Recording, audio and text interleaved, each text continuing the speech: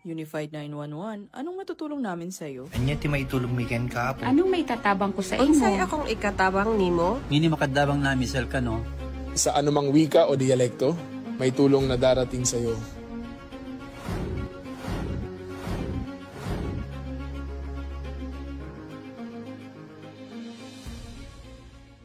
Lilingkod sa bawat Pilipino at magbibigay ng tamang impormasyon para sa tahimik at maayos na Pilipinas. Police News Network, alagad ng batas, tagapagtaguyod ng balitang pulis, sandigan ng mamamayan, patnubay ng katotohanan. La Campo Crame, maghahatid ng pinakahuling kaganapan at nagbabagang balita. Ito ang PNN Police News Network. At ngayon, ang inyong mga tagapagbalita. Magandang araw, Bagong Pilipinas. Kami ang inyong alagad ng batas, tagataguyod ng Balitang Pulis. Ako po si Patrolman Rene J. Nerona. At Aprentisiman Mary Grace S. Nicor, Philippine Navy, maghatid sa inyo ng tamang balita, kwento ng pulis at serbisyo para sa mamamayan, at ito ang PNP News Online. Ang pangunahing balita ng Police News Network, alagad ng batas, tagataguyod ng Balitang Pulis.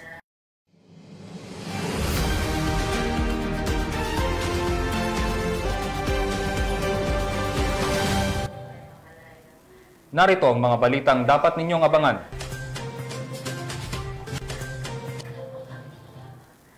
Police Regional Office 6, pinaigting ang investigasyon sa bomb threats sa mga paaralan. PNP handa sa maximum tolerance at zero violence sa November 30 rally.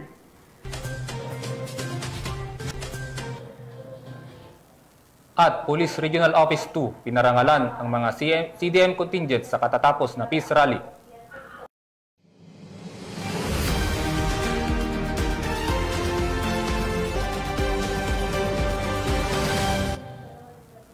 Narito ang mga balitang hatid sa atin ng ating PNN correspondents mula sa iba't ibang panig ng bansa.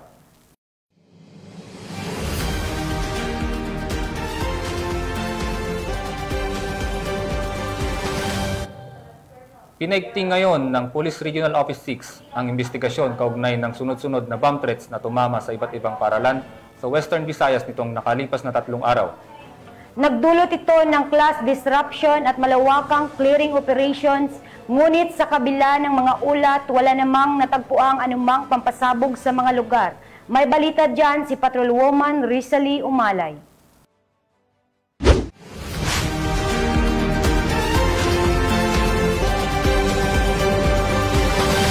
Pinaigting ng Police Regional Office 6 ang investigasyon sa sunod-sunod na bomb threats na tumama sa iba't ibang paaralan sa Western Visayas sa nakalipas na 3 araw na nagdudulot ng class disruption at clearing operations. Wala namang nakitang anumang pampasabog sa mga lugar na iniulat. Itinaas at 200,000 ang reward para sa impormasyon laban sa nasa likod ng mga banta na nakaapekto sa 21 paaralan. Ayon kay Police Brigadier General Josefino Ligan, layunin ng mga sospek na magdulot ng takot at guluhin ang kaayusan. Patuloy din ang koordinasyon ng Police Regional Office 6 sa LGUs, mga paaralan, National Telecommunications Commissions at Department of Information and Communications Technology upang matukoy ang pinagmulan ng mga banta. Patuloy na nananawagan ng Police Regional Office 6 sa publiko na manatiling kalmado, maging mapagmatsyag at agad magulat ng anumang kahina-hinalang mensahe o aktibidad upang matiyak ang kaligtasan ng estudyante at komunidad, isang hakbang na kaagapay ng ating layunin dahil ito ang bagong PNP para sa bagong Pilipinas, serbisyong mabilis, tapat at nararamdaman.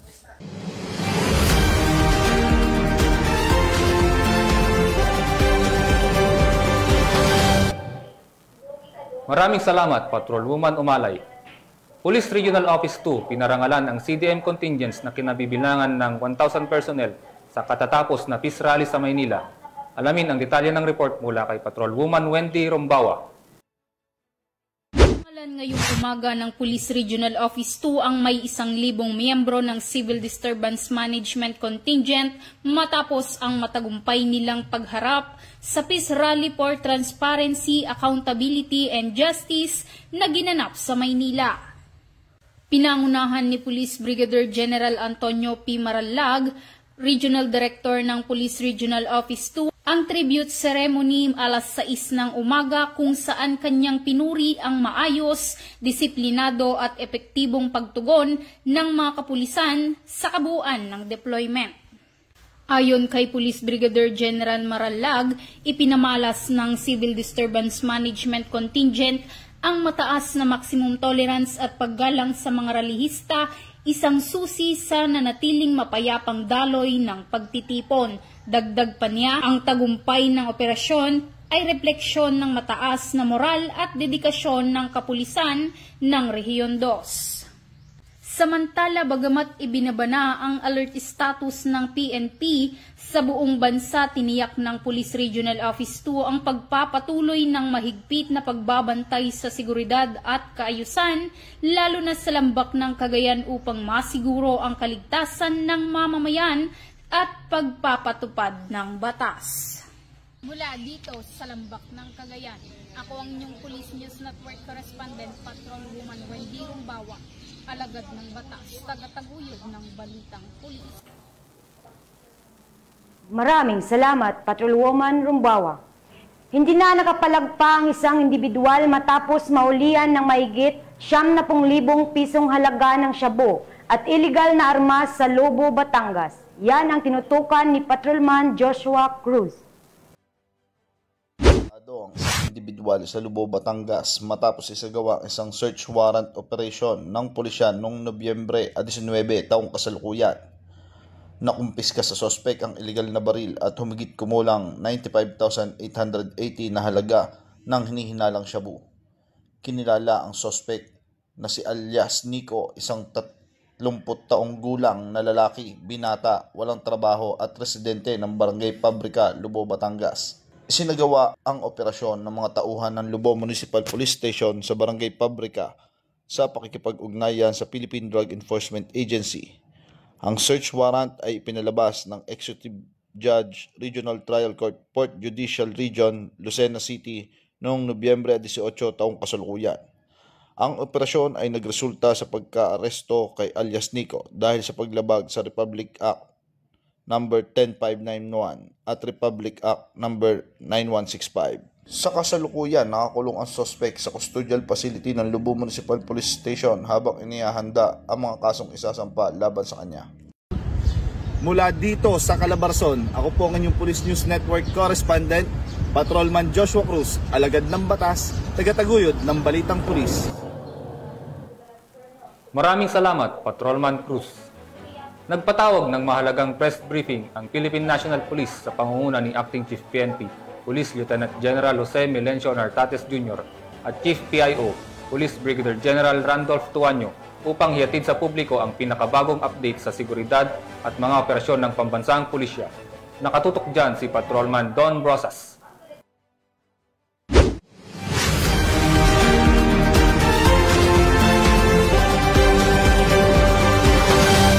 Nagpatawag ng press briefing ang Philippine National Police sa pangunguna ni Acting Chief PNP Police Lieutenant General Jose Melencio Nartates Jr. at sa pamamagitan ni Chief PIO Police Brigadier General Randolph Tuanyo. Nito lamang ika-19 ng Nobyembre upang magbigay ng mahalagang update sa kaligtasan ng publiko at mga pinakahuling operasyon ng pulisya.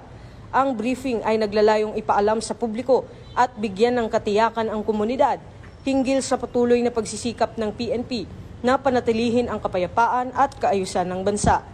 Binigyan diin sa pulong ang commitment ng PNP sa transparency at serbisyo publiko na nagpapakita ng kanilang dedikasyon sa pagpapanatili ng isang ligtas na kapaligiran para sa lahat.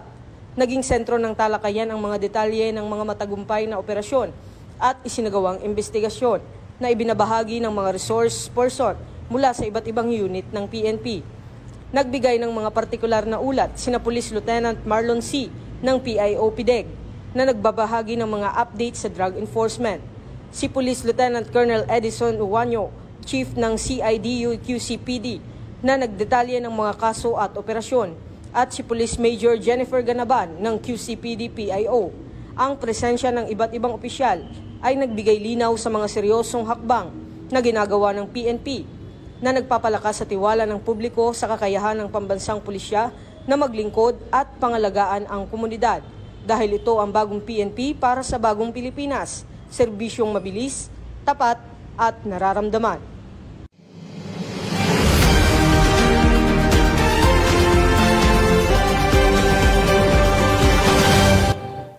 Maraming salamat, Patrolman Brosas.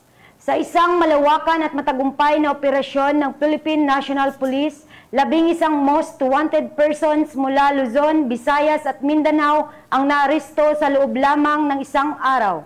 Ang buong detalye ng report mula kay Patrolwoman Rizali Umalay.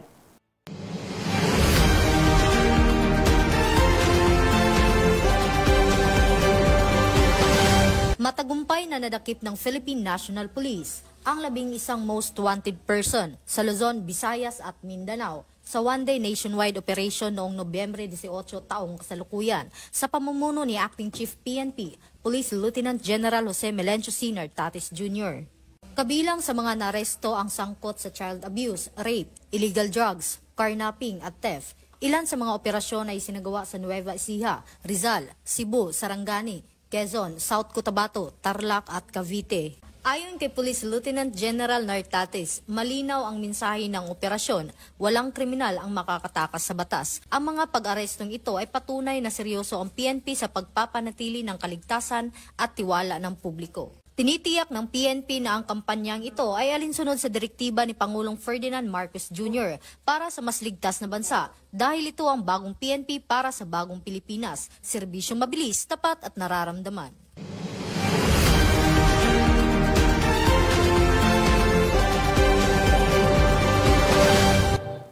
Maraming salamat, Patrolwoman Umalay.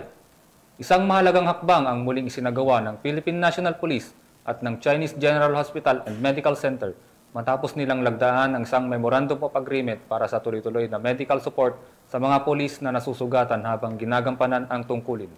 Muling magbabalita dyan si Patrolman Don Brosas.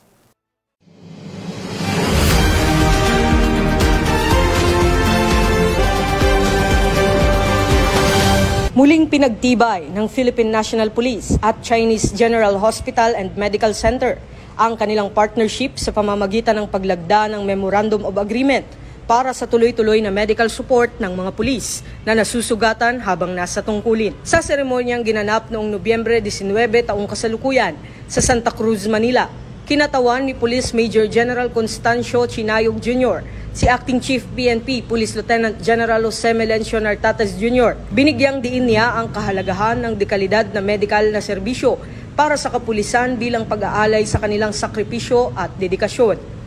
Dumalo rin ang mga opisyal ng CGHMC at Philippine-Chinese Charitable Association. Ayon kay Police Major General Chinayog, malinaw na mensahe ng kasunduang ito na hindi nag-iisa ang mga pulis, habang sinabi naman ni PNP spokesperson Police Brigadier General Randolph Tuanyo na ang suporta ng CGHMC ay nagpapalakas ng loob at moral ng kapulisan. Patunay ang kasunduang ito ng patuloy na pagtutulungan para pangalagaan ang kapakanan ng mga pulis na araw-araw na naglilingkod para sa kapayapaan at kaligtasan ng bansa dahil ito ang bagong PNP para sa bagong Pilipinas, serbisyong mabilis, tapat at nararamdaman.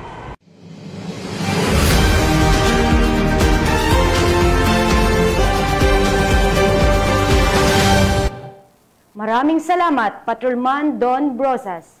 Namahagi ng relief goods ang mga tauhan ng 1st Provincial Mobile Force Company para sa mga residente ng Asturias, Cebu. Alamin ang buong detalye ng report mula kay Patrolwoman Judith Necanor. Matagumpay na namahagi ng relief goods ang 1st PMFC Warriors of the North sa mga residente ng Barangay Uwak, Asturias, Cebu noong alas 4 ng hapon na tumugon sa mga agarang pangangailangan ng mga naapektuhan ng Bagyong Tino.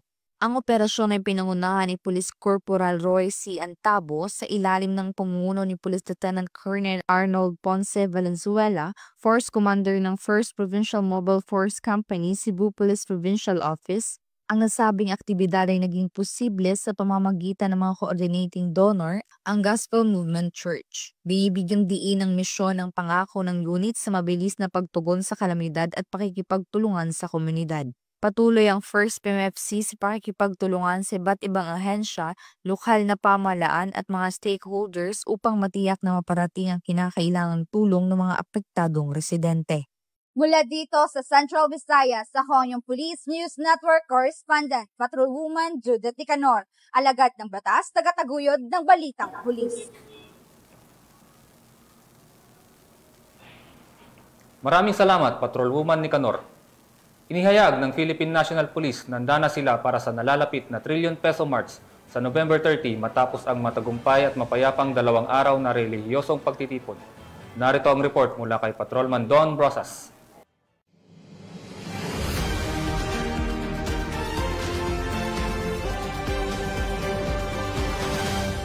Matapos ang matagumpay at mapayapang 2 araw na relihiyosong pagtitipon na umabot sa 650,000 na katao, inihayag ng Philippine National Police na handa na sila para sa trillion peso march sa November 30.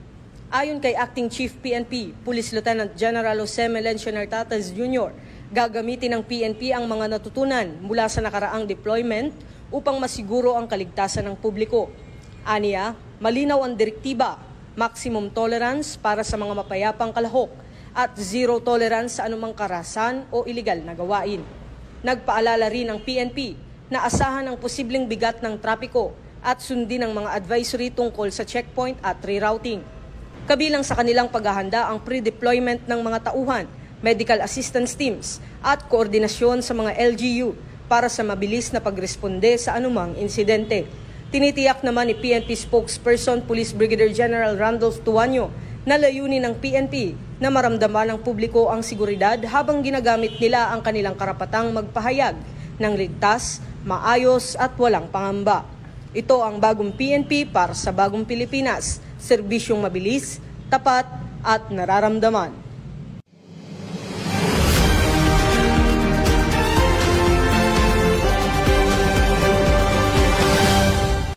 Maraming salamat, Patrolman Brosas. At yan ang mga balitang nakalap ng ating PNN correspondents mula Luzon, Visayas at Mindanao. At mga ka-PNN, 35 days na lang, Pasko na.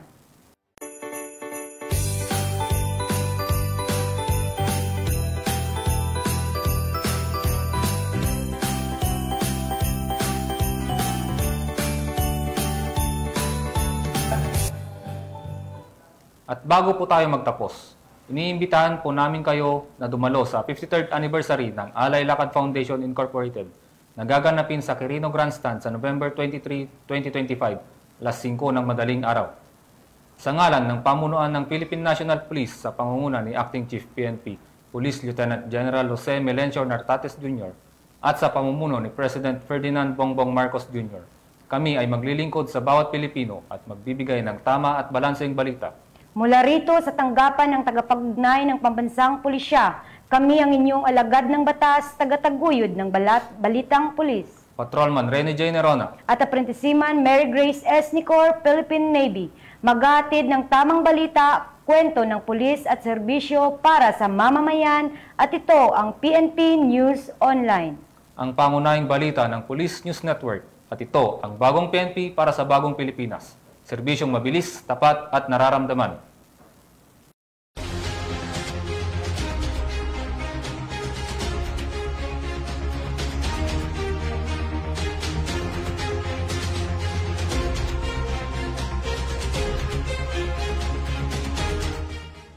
Police News Network, alagad ng batas, tagapagtaguyod ng balitang pulis.